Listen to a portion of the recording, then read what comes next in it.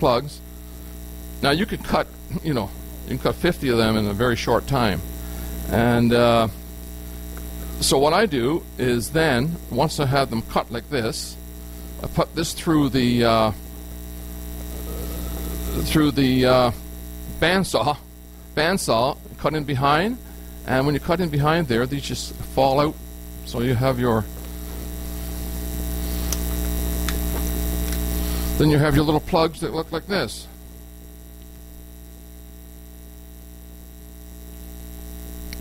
Now, what I'm going to do is actually put a couple more screws in this with the plugs.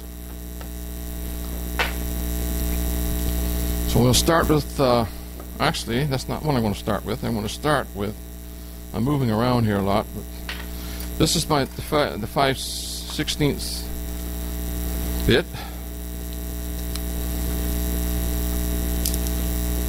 So I have a marker here, so I won't go too deep.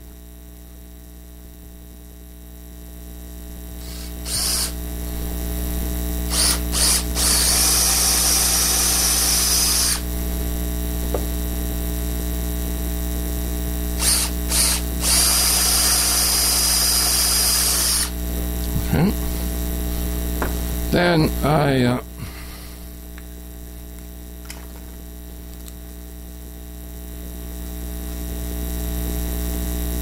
just make this a little deeper underneath.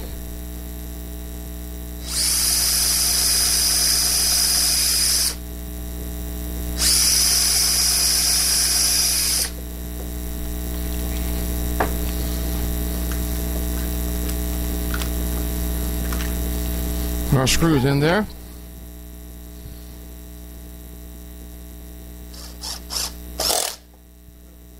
Gone somewhere.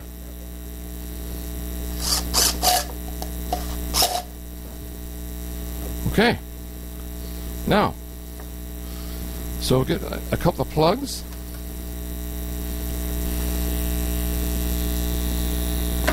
And this is why I brought along my short-handled hammer.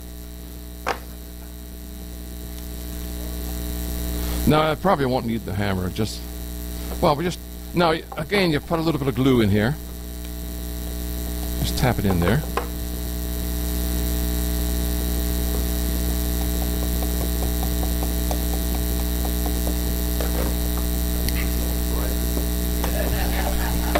So you don't want to drive it in too far,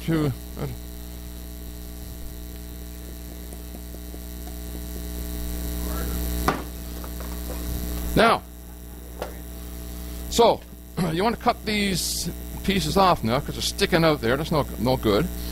So this is a handy little tool. This is a jack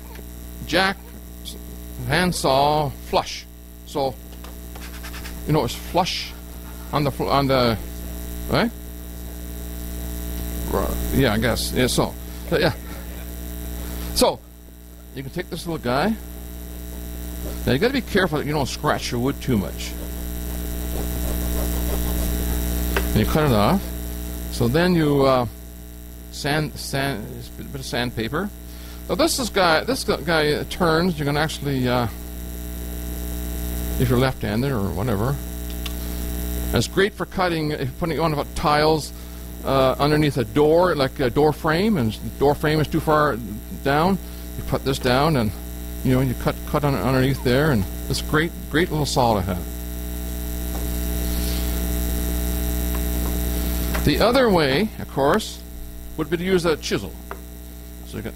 Now I should have mentioned, when you put this plug in, you should always cut the plug out of the wood that you're using. So it'll be the same color, of course. And you're trying to line up the plug with the grain. So if there's any visible grain on the plug, you should line it up with the grain of the wood, so then it's not as visible. And you cut that off. It's actually better. Sometimes when you use the chisel, it does go in a little bit deeper than. So you sand that away. There you have a beautiful box joint, and you're off to the races.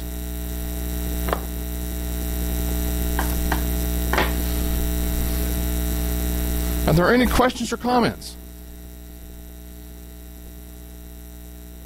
Well, grab the mic here. No, we just don't be scared of that mic. Just speak into it. We have to get used to this mic thing.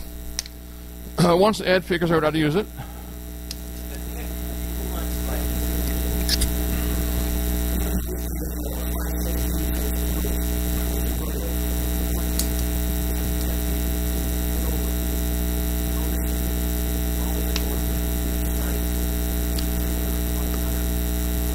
Oh, okay, so there's such a thing on the market as that? Okay, good. Oh, okay. Thank you, that's good.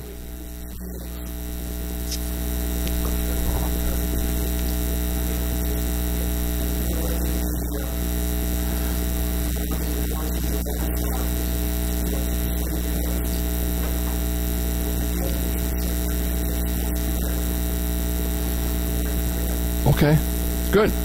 I'll look into that. Lee Valley. Anybody else?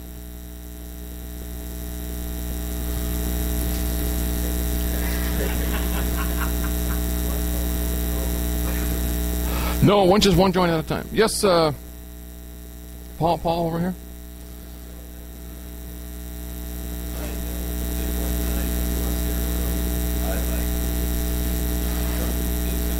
Yes, George. I just wanted to mention that joint you put this in the end. I know they told me it.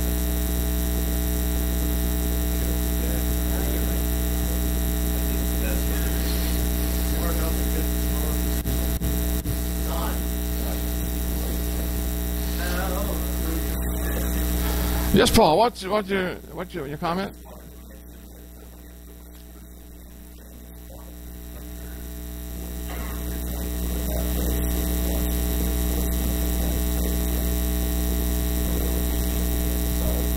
Yes.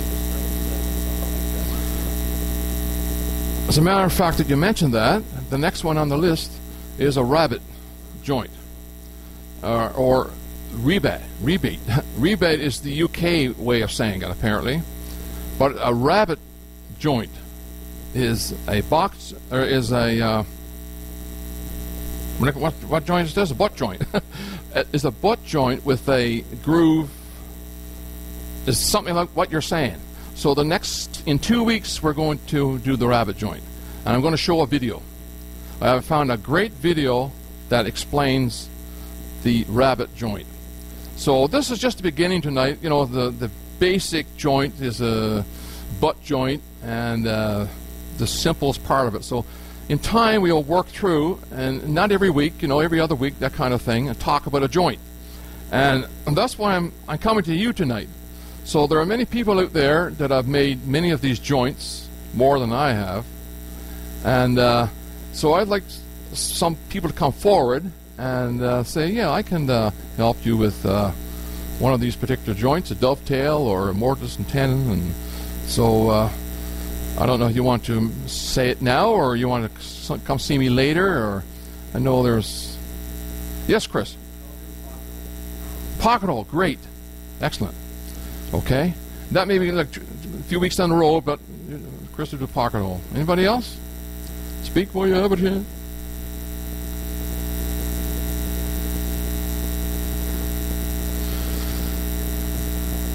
Okay, well, thank you very much. That's it for joints tonight.